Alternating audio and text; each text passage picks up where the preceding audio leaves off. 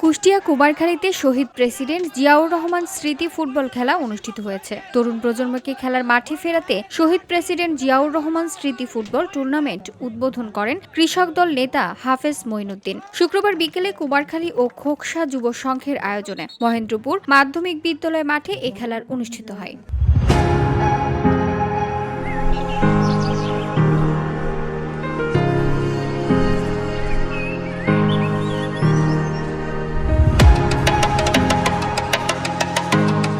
খেলা দেখতে মাঠে উৎসবের আমেজ সৃষ্টি হয়। খেলা ঘিরে দর্শকের ব্যাপক আগ্রহ দেখা যায়। সমর্থকরা দলকে উৎসাহ দিতে ব্যানার, পোস্টার, পতাকা ও ঢাক ঢোল নিয়ে মাঠে এসেছিল। মাঠে উৎসবমুখর পরিবেশে খেলা অনুষ্ঠিত হয়। খেলায় কয়া ইউনিয়ন একাদশ টাইব্রেকারে ৪-৩ গোলের ব্যবধানে পরাজিত করে জগন্নাথ ইউনিয়ন একাদশকে। কুমারখালী খোকসা উপজেলার ৮টি ইউনিট পৃথক পৃথকভাবে এই খেলায় অংশ নেবেন।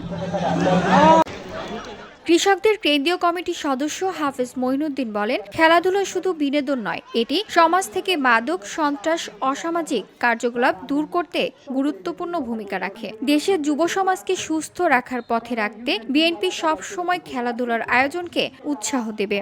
আমি যেহেতু এই আসন থেকে ধানের শীষের মনোনয়ন প্রত্যাশী, আমি আমাদের ভারপ্রাপ্ত চেয়ারম্যান জনাব তারেক রহমানের পক্ষ থেকে যে ৩১ দফা প্রণয়ন করা হয়েছে, এই ৩১ দফাকে আমি খেলাধুলার মাধ্যমে যুব সমাজের মাঝে আমি ছড়িয়ে দিতে চাচ্ছি, এটাই আমার উদ্দেশ্য। VOD Bangla news desk.